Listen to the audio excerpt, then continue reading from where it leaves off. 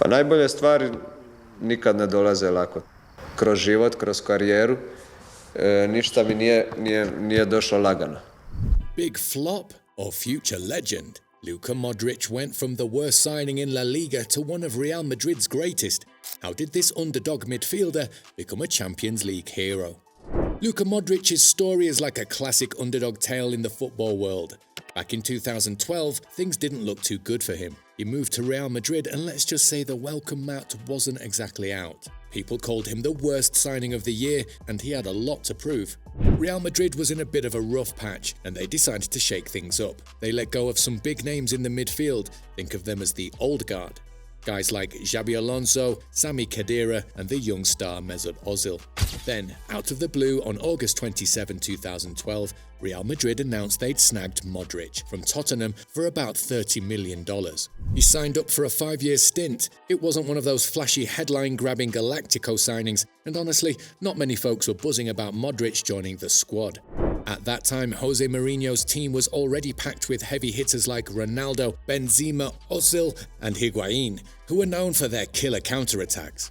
How did Modric initially fare during his early days at Real Madrid? Modric's early days at Real Madrid were a mixed bag. He got off to a decent start, but fitting into Mourinho's lineup was tough. He hadn't had the chance to gel with the team during pre-season because he was still hashing out the details of his transfer.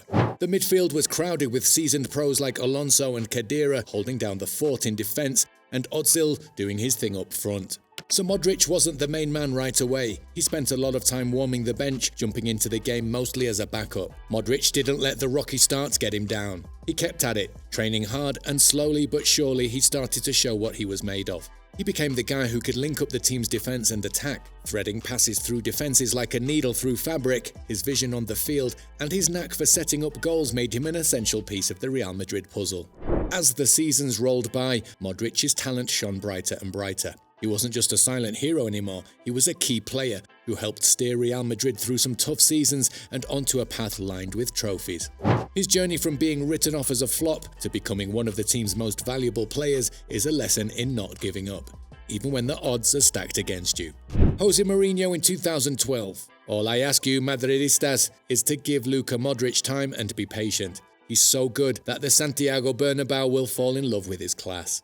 Back in the 2012-13 season, Real Madrid had their eyes on 4 big trophies but only managed to grab the Supercopa de España, finishing second in La Liga behind Barcelona. The season ended on a sour note when they lost to Atletico Madrid in the Copa del Rey final. That's when the club president Florentino Perez announced that the coach Jose Mourinho would be leaving by mutual decision. To add salt to the wound, Modric was voted the worst signing of the season by the Spanish newspaper Marca. But then things took a turn for the better when Carlo Ancelotti took over as coach. Modric started getting more playtime and he teamed up with Xabi Alonso in midfield. Together they made sure Real Madrid was solid in both defence and attack. Modric became the guy who could pass the ball with laser precision. He was hitting the mark with nearly every pass he made in the Spanish League games, plus he was the best at snatching the ball back from the other team, more than anyone else on Real Madrid. During the 2014 UEFA Champions League final, Modric's corner kick set up Sergio Ramos for a game-tying goal in the last minute, leading Real Madrid to win their La Décima. Modric was praised as one of the best players in the league that season and won the award for the best midfielder in Spain's top football league. After Alonso left, Modric teamed up with new arrival Toni Kroos, forming a strong midfield partnership at Real Madrid. Under Zidane, Modric shone, leading a formidable midfield trio with Kroos and Casemiro, creating magic on the field. Modric started every game when Real Madrid won the La Liga title and the UEFA Champions League trophy in the 2016-2017 season. Then, when James Rodriguez left for Bayern Munich, Modric got to wear the prestigious number 10 jersey, stepping up from his old number 19. In December of that year, he didn't just win the FIFA Club World Cup with his team, he was also crowned the top player of the tournament, snagging the Golden Ball award. Fast forward to 2018, after some stellar performances at the World Cup with Croatia, he bagged another Golden Ball. That summer was golden for Modric. He scooped up the UEFA Men's Player of the Year award and the Best FIFA Men's Player award. Then to top it all off, he won the Ballon d'Or in December, breaking the Messi-Ronaldo winning streak that had been going on since 2007. This stirred up quite the debate in the sports world, with folks split on whether he deserved it. But Modric made history as the first Croatian to win these big awards and the first guy since the legendary Ronaldo in '98 to win both the World Cup Golden Ball and the UEFA Men's Player of the Year in the same year. Modric was praised for being one of Real Madrid's best players despite his age, resulting in numerous media outlets wondering about the prolongation of his contract with the club. So 2021-22 was an awesome season for Modric. That year, Modric really hit his stride, finding a ton of success for both himself and for Real Madrid. The cool part, Carlo Ancelotti, the coach who had previously led the team to La Decima, came back to the club. And guess what? He totally rocked it on the home turf, snagging 3 big wins with La Liga, the Supercopa de España and the Champions League. Real Madrid squared off against Chelsea in the UEFA Champions League quarter-finals. Real Madrid left London with a sweet 3-1 lead from the first game at Chelsea's home, Stamford Bridge. But back on their turf for the second leg, Chelsea wasn't having it and scored 3 times, almost flipping the script on Real. Just when things were looking dicey for Real, Modric pulled off this wild curvy assist from way out, a trivela that found Rodrigo at just the right moment. That goal evened out the total score and Real Madrid clinched the win after some nail-biting extra time. That slick move by Modric didn't just save the day, it got him named Man of the Match and UEFA's Player of the Week. And these football legends are raving about that assist. Ali McCoist called it the pass of the decade and Thierry Henry praised it, saying it was absolutely perfect and a beauty to watch.